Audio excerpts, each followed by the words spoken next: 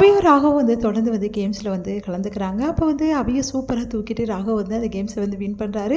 இதை பார்த்த முரளிக்கு செம காண்டாக இருக்குது. எல்லாருமே வந்து கைத்தட்டி அப்ரிஷியேட் பண்ணுறாங்க. ரொம்ப நல்லா வந்து இந்த கேம் முடிச்சிங்க அப்படின்னு சொல்லிட்டு உடனே அபியை வந்து இறக்கி விடாமல் ராகவ் வச்சுக்கிறத பார்த்துட்டு ஆகாஷ் வந்து கிண்டல் அடிக்கிறாரு.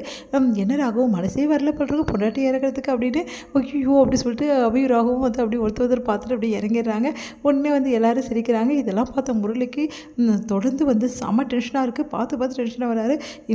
எப்படி இறக்கி விட்றான் பார்த்திக்கோ அப்படி வந்து அபியை தூக்கிக்கிறான். அவ்வளோ வந்து அபி மேலே வந்து கிரேஸாக இருக்கான். அப்படியே அபியை வச்ச கண் வாங்காமல் பார்க்குறான். ராகவோட முகமே சரியில்லையே, எப்படியும் அபியை வந்து இந்த மாதிரி பண்ணிட்டுருக்கானே ஒன்றுமே புரியல எனக்கு. 2 பேரும் வந்து அக்ரிமெண்ட் பிரகாரம் 2 பேரும் ஒன்றா இருக்க மாட்டோம், அப்படியே பிரிய போகிறோம் தானே சொல்லிட்டு இருந்தாங்க. இப்போ 2 பேருக்கு என்ன ஆச்சு, ஏன் இப்படி பண்ணுறாங்க, என்ன நடந்திருக்கும், ஐயோ எனக்கு ஒன்றுமே புரியலையே அப்படி சொல்லிட்டு செம்ம டென்ஷனாக இருக்காரு. இந்த வந்து முரளி வந்து டென்ஷனாக இருக்கிறத பார்த்துட்டு சுந்தரி வந்து பக்கத்தில் வந்து கேட்குறாங்க, ஏன் முரளி இவ்வளோ டென்ஷனாக இருக்க, எல்லாரும் பார்க்குறாங்க பாரு, உன்னை பற்றி என்ன நினைப்பாங்க, அதுக்கப்புறம் உன்னை இதை கண்டுபிடிச்சிட போகிறாங்க நீ பண்ணுற வேலைக்கு. பார்த்தல அபியோட அத்தை ஒன்றையே வாட்ச் பண்ணிகிட்டு இருக்குது அப்படின்னு. ஆமாம் பார்த்தேன், ஆனால் என்னால் தாங்கிக்க முடியலையே இந்த ராகவ் படுற அட்டுடியும். அதான் எனக்கும் ஒன்றும் புரியல. இந்த 2 பேருமே சேர்ந்து இவ்வளோ ரொமான்டிக்காக இருக்காங்க. உன்னை வெறுப்பேற்று தான் இந்த அபி இப்படி பண்ணுறாளா, இல்லை உண்மையிலே ரொமான்டிக்காக இருக்காளான்னு தெரியலையே. இதெல்லாம் பார்க்கும்போது நல்ல காலமாக என் பையனுக்கு நான் மாலையை போட்டு கூட்டின்னு வந்தேன். இல்லைன்னா அவன் பண்ணுற அட்டுழியத்தை என்னால் பார்க்க முடியாது. நல்லதாக போச்சு, நீங்கள் தப்பிச்சிட்டிங்க.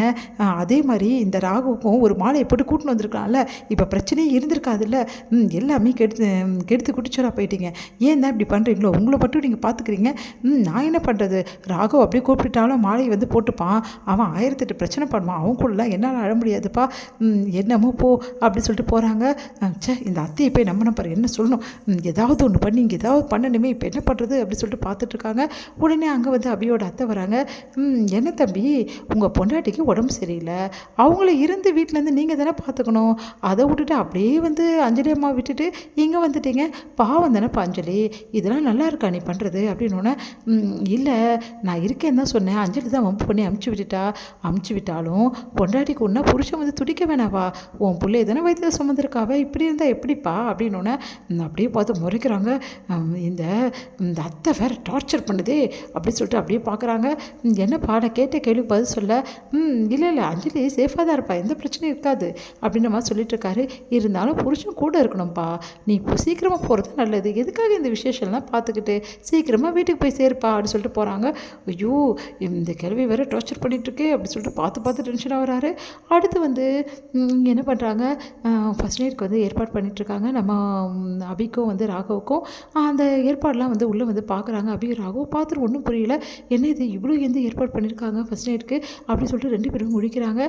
உடனே வந்து அபி வந்து சாரிங்க, எங்கள் வீட்டில் வந்து இதை பற்றி யோசிக்காமல் இப்படி பண்ணிட்டாங்க, பரவாயில்ல அபி, எனக்கு இதை பார்க்கும்போது சந்தோஷமாக தான் இருக்குது, என்ன சொல்கிறீங்க அப்படின்னோடனே, ஆமாம் அவங்க வந்து நம்மளுக்கு ஃபர்ஸ்ட் நைட் நடக்கலைல்ல, அதனால் பார்த்து ஏற்பாடு பண்ணியிருக்காங்க, காலம் ஃபுல்லாக இப்படியே நடக்காமல் இருக்கணுன்ற அவசியம் இல்லைல்ல அப்படின்னோடனே, நீங்கள் என்ன சொல்கிறீங்க எனக்கு ஒன்றும் புரியலையே அப்படின்னோடனே, அபிக்கிட்ட எல்லாத்தையும் நம்ம சொல்லிடணும், இன்றைக்கி மனசு திறந்து எல்லா விஷயத்தையும் சொல்லணும், அபியை வந்து நான் தப்பாக நினைக்கல, அபிக்கு நான் புரிஞ்சுக்கிட்டேன், அபியை வந்து நான் உண்மையை தெரிஞ்சுக்கிட்டேன் அப்படி சொல்லிட்டு அபிக்கிட்ட சொல்லணுமே, நான் முன்னாடி அபி ரொம்ப நேசிச்சிருக்கேன்ற விஷயத்தையும் சொல்லணும், இப்போ சொல்கிறது தான் கரெக்டு அப்படின்னு சொல்லிட்டு, அபி நான் உங்ககிட்ட ஒரு விஷயம் முக்கியமான விஷயத்த சொல்லணும் அபி அப்படி சொல்லிட்டு இருக்காரு.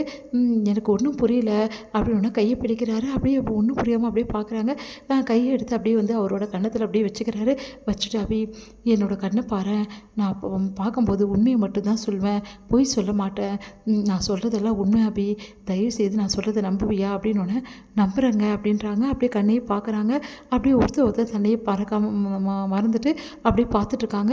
இது எல்லாத்தையுமே முரளி பார்த்துடுறாரு. பார்த்து அவரால் தாங்கிக்க முடியல.